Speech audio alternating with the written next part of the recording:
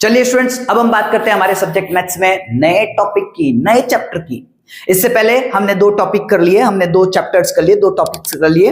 पहले वाला जो चैप्टर था वो था द रियल नंबर्स और दूसरे वाला था द पॉलिनोमियल्स। क्लियर है? अब हम बात करते हैं हमारे तीसरे चैप्टर की। क्या नाम है सर हमारे तीसरे चैप्टर का? तो सुनिएगा, a pair of linear equations in two variables. A pair of linear equations in two variables. हैं सर, आपने तो इतना सा नाम लिखा है ना, इतना शॉर्ट में, जबकि आप इतना बड़ा नाम बता रहे हो। आलसी हो? नहीं सर, मैं आलसी नहीं हूं, है ना। मैं टाइम पे सोता हूं, टाइम पे उठता हूं, है ना, टाइम पे अपना काम करता हूं, मैं आलसी नहीं हूं। ठीक है, मैंने तो यहां पर मतलब इतना सा शॉर्ट में लिखने का कारण यह है कि मैंने कहा भाई टाइटल है तो थोड़ा लार्ज करें, और मैं इसको अगर लार्ज करने जाऊंगा तो क्या पता मेरी स्क्रीन पे पूरे टाइटल का नाम आएगा कि नहीं आएगा, इसीलिए, है ना। और वैसे भी हमारे लिए ये टर्म इंपॉर्टेंट है, लीनियर इक्वेशन।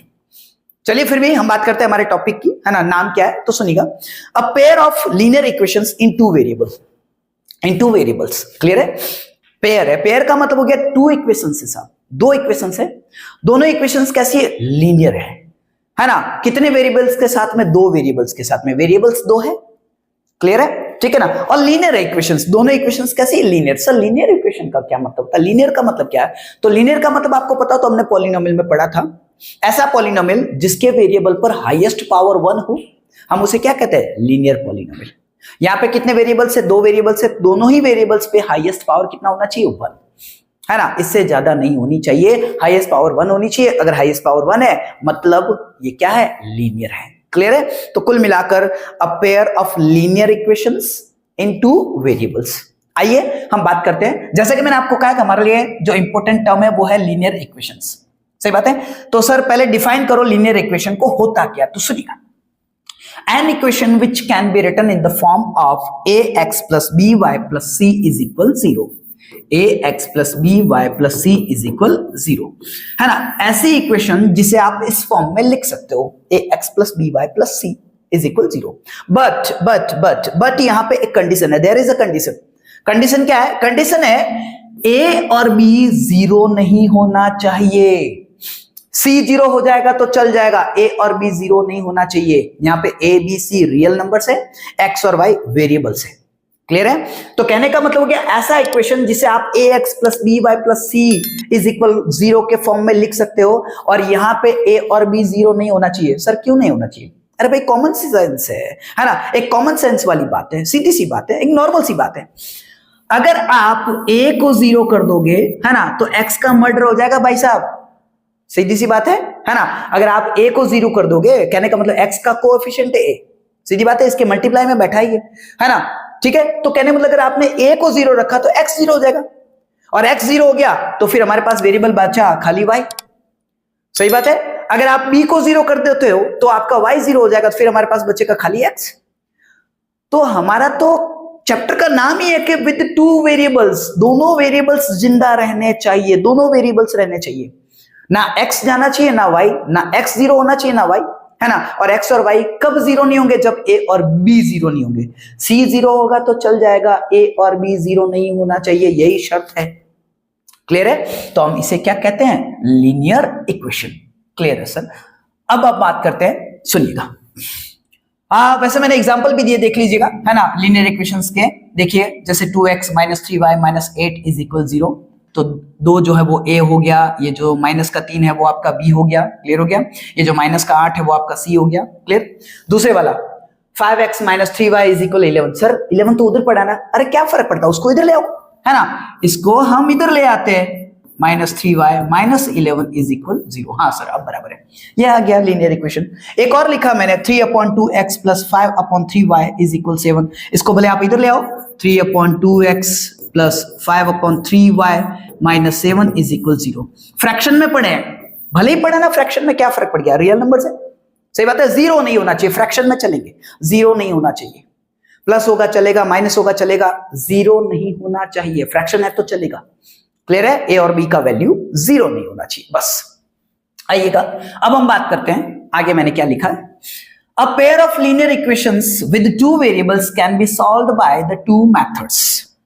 आप इनको सॉल्व कर सकते हो दो मेथड से, है ना, इनको आप सॉल्व कर सकते हो दो मेथड से। इनको सॉल्व करने का मतलब क्या है सर? इनको सॉल्व करने का मतलब यह है कि भाई साहब एक्स और वाई की ऐसी वैल्यू निकालना है जो दोनों इक्वेशंस के लिए फिट बैठे। आप समझे कि नहीं समझे? एक्स और वाई की ऐसी वैल्यू निकालना है जो दोनों इक्वेशंस के लिए क्या बैठे, फिट बैठे। तो ऐसे एक्स और वाई के वैल्यूज ही इनके क्या हो जाएंगे, सॉल्यूशन। क्लियर है? तो वो क्या हो जाएंगे, इनके सॉल्यूशंस। तो बस एक्स और वाई की वैल्यूज निकालनी है हमें, है ना? ऐसी वैल्यू निकालनी है, ऐसी वैल्यूज निकालनी जो दोनों इक्वेशंस के लिए बढ़िया बैठे, दोनों के लिए फिट बैठे, मतलब वही हमारा क्या हो जाएगा, सॉल्यूशन। तो कहने का मतलब हो गया आप इन इक्वेशंस को सॉल्व कर सकते हैं बाय 2 मेथड, है ना? 2 मेथड से सर। कौन कौन से मेथड है? पहला है ग्राफिकल मेथड, पहला है ग्राफिकल मेथड, और दूसरा है algebraic method. There are 2 methods, first is graphical method and second is algebraic method. हम अलजेब्रिक मेथड की बात नेक्स्ट वीडियो में करेंगे। आज हम बात कर लेते हैं, इस वीडियो में बात कर लेते हैं ग्राफिकल मेथड की। आइएगा बात करते हैं, सुनिएगा।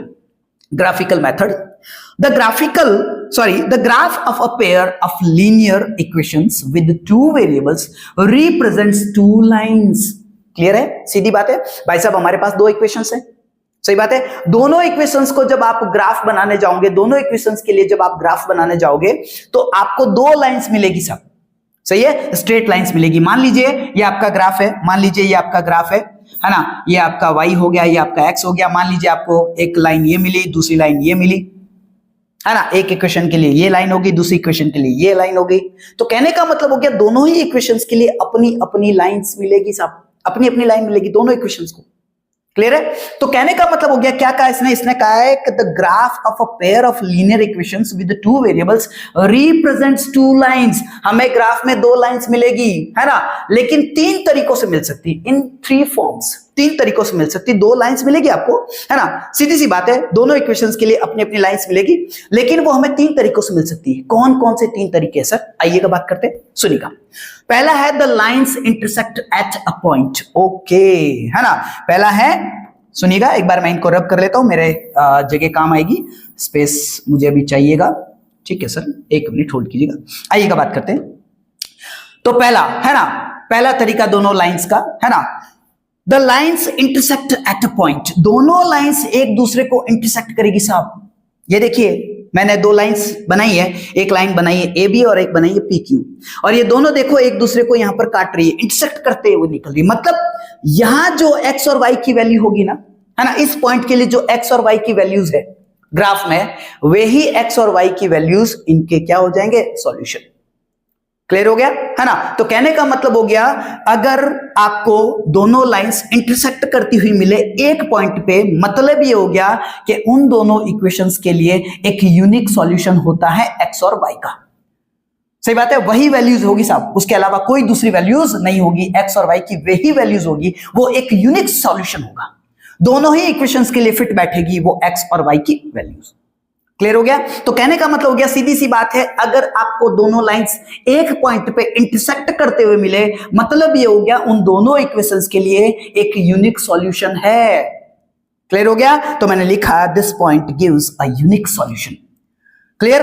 अब जब इस प्रकार की इक्वेशंस हमें मिलती है तो इन इक्वेशंस को हम कहते हैं कंसिस्टेंट। मैं आपको बता दूं, इन दोनों इक्वेशंस को हम इंडिपेंडेंट कहते हैं। क्या कहते हैं? इंडिपेंडेंट। एक बात और सुन लेना, है ना, मैंने लिखा नहीं, रह गया शायद, इंडिपेंडेंट कहते हैं। क्या कहते हैं इन दोनों इक्वेशंस को? मैं लिखा है the pair of 2 linear equations is consistent independent.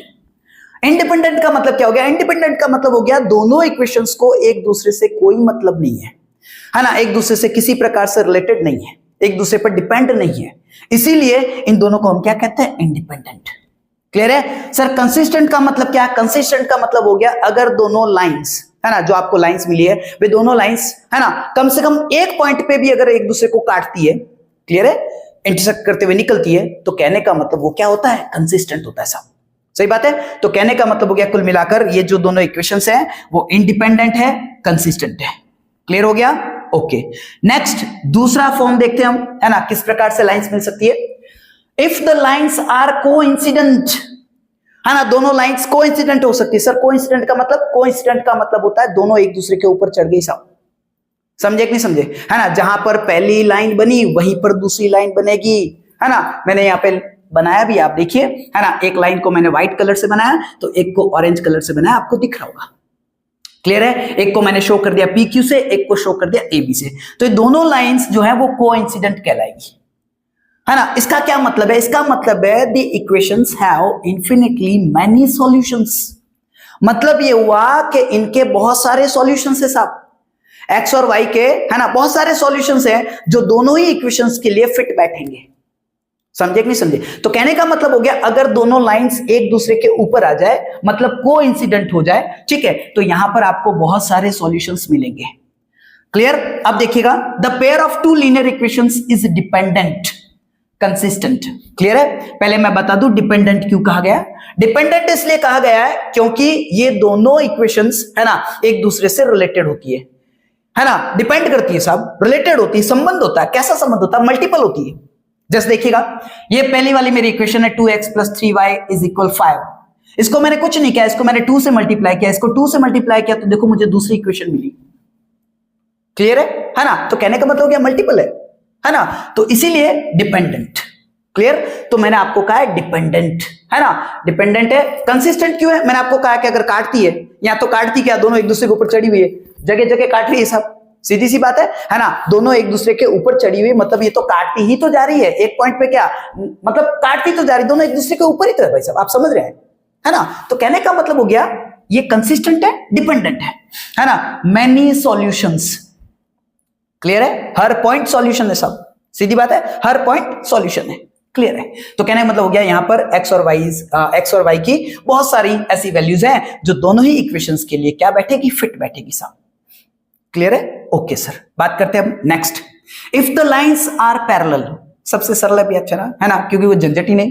ये कह रहे अगर लाइंस पैरेलल मिल जाए आपको, है ना, दोनों इक्वेशंस के लिए ग्राफ में लाइंस पैरेलल मिल जाए। पैरेलल का मतलब है कि ये दोनों लाइंस एक दूसरे को काटे ही नहीं, कहीं पर भी नहीं काटे, जैसे रेल की पटरियां। सही बात है, वो कहीं पर भी नहीं मिलती है, अगर मिल जाए तो फिर तो मत पूछिए आप। सही बात है, ठीक है ना। तो पटरियां कभी भी आपस में मिलती नहीं है। जो डिस्टेंस यहां मान लीजिए ये जगह है ना, ये शहर है जोधपुर, तो जो जगह है ना जोधपुर में इन पटरियों के बीच में है, वही जगह आप भले जयपुर चले जाओ, वही जगह भले आप पूना की तरफ, बॉम्बे की तरफ चले जाओ, है ना, सेम डिस्टेंस रहेगा, तभी तो वो पटरियां कभी मिलती नहीं। तो मतलब ये दोनों एक दूसरे के पैरेलल है। तो कहने का मतलब कि अगर आपको लाइंस पैरेलल मिल जाए, मतलब दोनों एक दूसरे को इंटरसेक्ट नहीं करे, तो जब इंटरसेक्ट नहीं कर रही तो फिर काय का सॉल्यूशन भाई? देखिए हमें पहले क्या मिला था, दोनों एक दूसरे को एक पॉइंट पे इंटरसेक्ट कर रही थी, एक पॉइंट पे इंटरसेक्ट कर रही थी, मतलब एक सॉल्यूशन। दोनों एक दूसरे के ऊपर चढ़ गई, मतलब समझ लीजिए आप, ठीक है ना। तो कहने का मतलब क्या, कुल मिलाकर वो तो काटती जा रही, दोनों एक ही जगह पे फिट हो रही है, तो उनके बहुत सारे सॉल्यूशन, है ना। यहां तो दोनों एक दूसरे को टच भी नहीं कर रही है ना, इंटरसेक्शन तो दूर की बात है, टच भी नहीं कर रही, कहने का मतलब, ठीक है ना। तो कहने का मतलब हो गया दोनों पैरेलल है, मतलब ये कहीं पर भी इंटरसेक्ट नहीं करेगी, कहीं पर इंटरसेक्ट नहीं करेगी, मतलब they have no solution. Clear है? तो जब सॉल्यूशन नहीं है, इसीलिए हमने इसको क्या कहा, इनकंसिस्टेंट। ये दोनों इक्वेशंस क्या है, इनकंसिस्टेंट है सब। क्लियर है? क्योंकि कहीं पर भी इंटरसेक्ट नहीं कर रही, कोई सॉल्यूशन नहीं आ रहा है। तो ये थी हमारे पास, है ना, इक्वेशंस के लिए लाइंस 3 तरीकों से, तो मैंने आपको बता दिया, ठीक है। पहले वाले तरीके मैंने आपको बता दिया कि दोनों लाइंस एक दूसरे को इंटरसेक्ट करेगी, दूसरे में दोनों कोइंसिडेंट हो जाएगी, और तीसरे में दोनों लाइंस क्या रहती, पैरेलल। जब एक दूसरे को इंटरसेक्ट करती है तो एक सॉल्यूशन होता है, जब एक दूसरे पर कोइंसिडेंट हो जाती है तो उसके बहुत सारे सॉल्यूशन, और जब पैरेलल चलती है तो वहां पे किसी प्रकार का कोई सॉल्यूशन नहीं है। तो ये था आज का मेरा, है ना, जो भी मुझे बताना था, ठीक है। कल फिर इसके बाद में हम नेक्स्ट वीडियो में देखेंगे। तो अभी मैं आशा करता हूं आपको कि ये सारी चीजें एकदम से क्लियर हो गई होगी, आपको समझ में आ गया होगा बढ़िया से। तो चलिए, जब आपको बढ़िया लगा है, जब आपको समझ में आया, तो फिर मेरे चैनल को लाइक करें, सही बात है, मेरे इस वीडियो को लाइक करें, है ना। आप इस वीडियो को दूसरों को शेयर करें, अगर आपको लगता है कि मेरा ये वीडियो किसी और के काम आ सकता है तो उन्हें शेयर करें, सही बात है।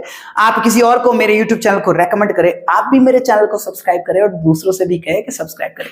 चलिए ठीक है, इसके बाद मिलते हैं नेक्स्ट वीडियो में, तब तक के लिए आप सभी को धन्यवाद, आप सभी को थैंक यू वेरी मच।